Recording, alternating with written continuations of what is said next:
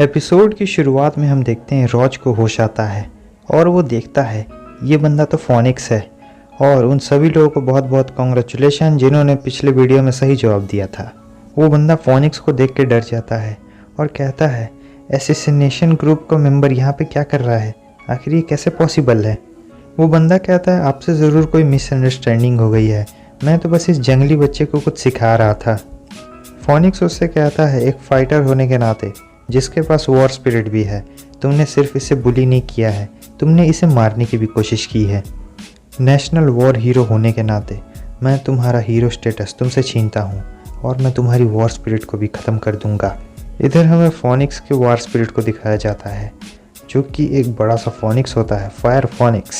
Scene change होता है, हम देखते हैं कि रॉज ज़मीन पे लेटा हुआ होता है और फोनिक्स मन ही मन मुस्कुरा रहा होता है। रॉज की आँख खुलती है, फोनिक्स उससे कहता है तो तुम उठ गए। रॉज तुरंत ही उठकर बैठ जाता है और कहता है मेरी मदद करने के लिए आपका बहुत बहुत शुक्रिया सर, अगर आपके पास मेरे लिए कुछ काम है तो आप मुझे बता सकते हैं, मैं अपना पूरा बेस्ट दूंगा और फिर से एक और बार शुक्रिया। फोनिक्स कहता है अरे नहीं, इसकी कोई ज़रूरत नहीं है। और फिर रॉज उससे कहता है मैंने कभी नहीं सोचा था कि मैं आपसे मिल पाऊँगा, आप तो मेरे इंस्पिरेशन हैं, मैंने अपना पूरा रूम आपके पोस्टर से भरा हुआ है। फोनिक्स अपने मन में सोच रहा होता है 2 घंटे कोमा में रहने के बाद इसकी वॉर स्पिरिट और बॉडी पूरी तरीके से रिकवर हो चुकी है। रॉज कहता है क्या हुआ, कुछ गलत है क्या? वो कहता है नहीं कुछ नहीं। और फिर उसके बाद फोनिक्स उन दोनों भाइयों के बारे में बात करने लगता है। फोनिक्स रॉज को बताता है कि वो दोनों भाई अभी बहुत बड़ी मुसीबत में पड़ने वाले हैं और देखने से तो लगता है वो बड़ा भाई जैंगयांग कॉलेज का है, उसे इस चीज़ की पनिशमेंट ज़रूर मिलेगी जो उसने किया है। और रही बात तुम्हारी मदर की, तो मैंने उनके चारों तरफ बैरियर लगा दिया है, उम्मीद है कि वो आराम से सो सके। तुम्हें अब ज़्यादा चिंता करने की कोई ज़रूरत नहीं है क्योंकि ये सब वापस से नहीं होने वाला है। तुम्हें उन दोनों भाइयों को रोते हुए देखना चाहिए था, बहुत मज़ा आ रहा था। रॉज खड़ा होता है और गुस्से में बोलता है कि मैं उन दोनों गधों को समझना नहीं चाहता हूँ। तभी फोनिक्स कहता है क्या तुम अपने फादर से नफरत करते हो? रॉज उससे कहता है कि उस बंदे को मेंशन करने की कोई ज़रूरत नहीं है, मैं अपनी मदर को उस बंदे से बचा रहा हूँ, वो बंदा मेरी मदर के लायक नहीं है। फोनिक्स उससे कहता है रॉज मैं जानता हूँ तुम्हारे फादर एक मुश्किल दौर से गुजर रहे होंगे क्योंकि मैं और वो कॉमरेड्स थे और मैं जानता हूँ कि वो कैसे बंदे थे। उस समय की सिचुएशन बहुत ज़्यादा ही मिस्टीरियस थी, मैं भी अभी क्लूज ढूंढने की कोशिश कर रहा हूँ तुम्हारे फादर के बारे में। रॉज उससे कहता है कि मुझे अभी भी याद है कि जब मेरे फादर ने हम लोग को छोड़ा था तब उस समय मैं उतना ज़्यादा सेंसेबल नहीं था। जो लोग हमारे आसपास रहते थे वो मुझे और मेरी मदर को हमेशा तंग किया करते थे। उस वक्त तो मुझे ये सब समझ नहीं आता था और मैं बहुत सैड हो जाता था, मगर उस वक्त जब भी मैं उनके चेहरे पे देखा करता था तब उनके चेहरे पे ज़रा सा भी नफ़रत नहीं होती थी, वो एक हल्की सी स्माइल देती थी। मुझे कभी समझ नहीं आया ऐसा क्यों है और मैं इसके बारे में कुछ कह भी नहीं सकता हूँ। और अभी तक जब भी मैं उनकी तरफ देखता हूँ वो ऐसे ही स्माइल करते रहती है और मुझे अभी भी ये चीज़ समझ नहीं आता है, बिल्कुल पहले की तरह।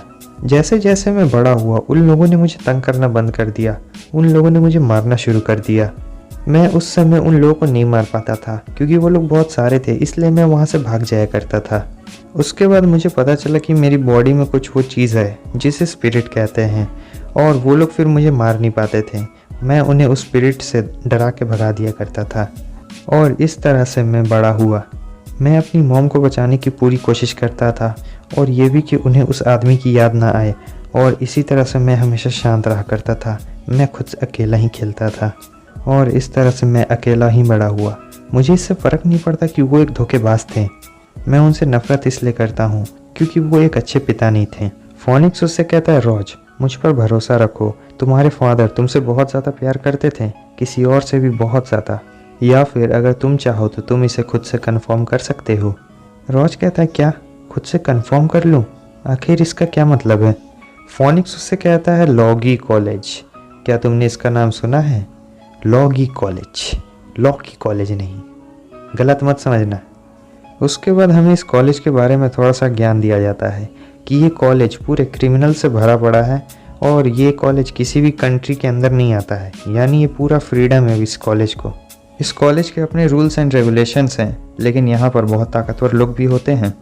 और दूसरी बात ये भी है कि जो बहुत ख़तरनाक क्रिमिनल्स होते हैं उन्हें वार हीरोज़ भी घोषित किया गया है। और इस कॉलेज का जो डीन है डीन मतलब प्रिंसिपल, वो बहुत मोस्ट वांटेड क्रिमिनल्स में से एक है। उसे 3 कंट्रीज़ में मोस्ट वांटेड रखा गया है।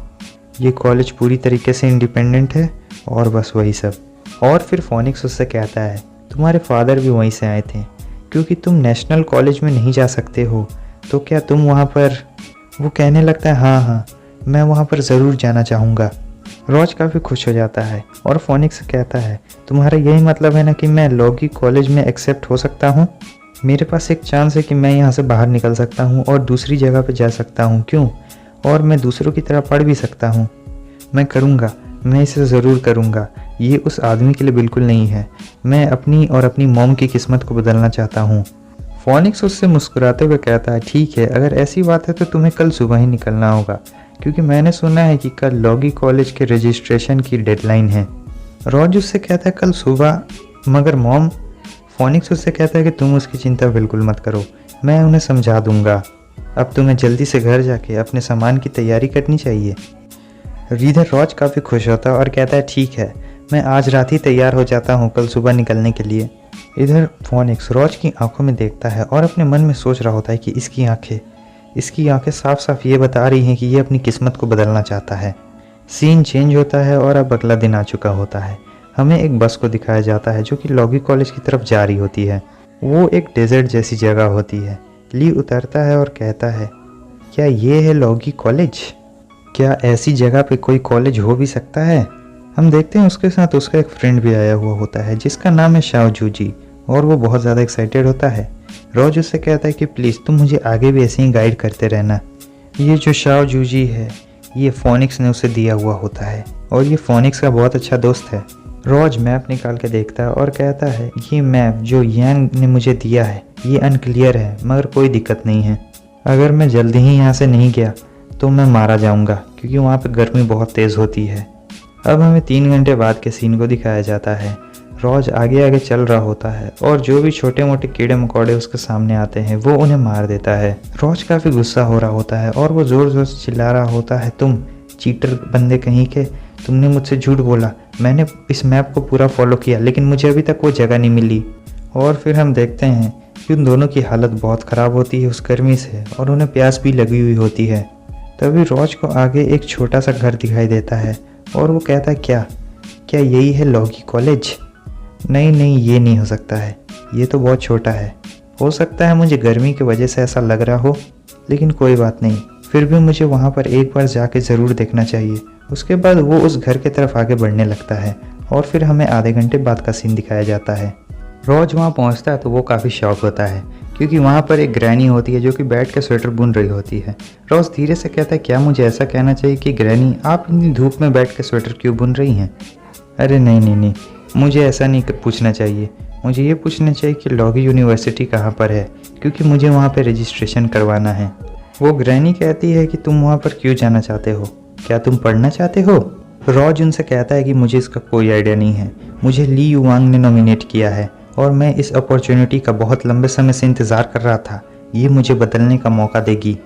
मुझे अभी बहुत सारी चीज़ें करनी है और बहुत सारी जगहों पर घूमने जाना है और फिर उसके बाद मुझे एक इंसान से भी मिलना है। ग्रैंडमा उससे कहती है कि वो अंदर है, जाओ तुम एक बार जाके क्यों नहीं देखते हो, कॉलेज अंदर में है। रोज काफ़ी गुस्सा हो जाता है और कहता है क्या अंदर में है? ग्रैंडमा आप ज़रूर मुझसे मजाक कर रही हैं। ये छोटा सा घर जहाँ पर आप रहती हैं, क्या आप मुझे बता सकती हैं कि लॉगी कॉलेज कहाँ पर है? ग्रैंडमा उससे कहती है कि अंदर जाओ और जाके देख लो। और हमारा ये एपिसोड भी यहीं पे ख़त्म होता है। आज का सवाल, आखिर वो ऐसी कौन सी वजह है जिसके चलते रोज बाकी यूनिवर्सिटीज़ में नहीं जा सकता है, वो सिर्फ इसी लॉगी कॉलेज में आ सकता है? अगर आपको इसका जवाब पता है तो प्लीज़ कमेंट करके इसका जवाब ज़रूर बताएं और हमें ये भी बताएं कि आपको ये नया कॉमिक कैसा लग रहा है। वीडियो अच्छी लगी तो लाइक कर दें, शेयर कर दें, ताकि ये वीडियो ज़्यादा से ज़्यादा लोग तक पहुंच सके। और यहाँ तक देखने के लिए आप लोगों का बहुत बहुत शुक्रिया। तो फिर मिलते हैं नेक्स्ट वीडियो में, तब तक के लिए बाय बाय।